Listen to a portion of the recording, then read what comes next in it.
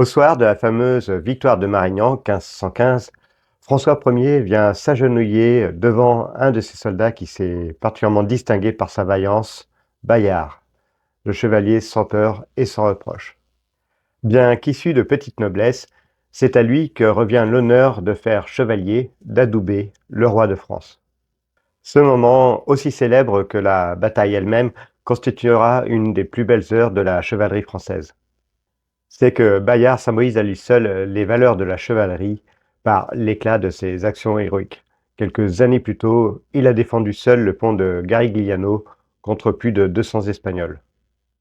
Poursuivant ses hauts faits militaires, Bayard continuera de se battre contre les troupes de Charles Quint, mais il sera finalement mortellement blessé le 30 avril 1524, alors qu'il protège le retrait des Français.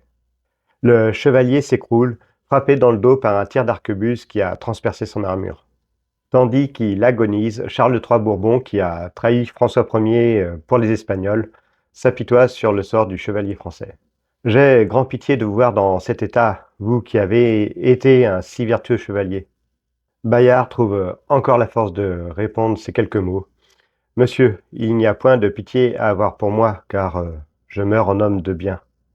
Mais j'ai pitié de vous qui combattez contre votre prince, votre patrie et votre serment. Puis, juste avant d'expirer, le chevalier se fait porter sous un arbre, le visage tourné vers les troupes de Charles Quint.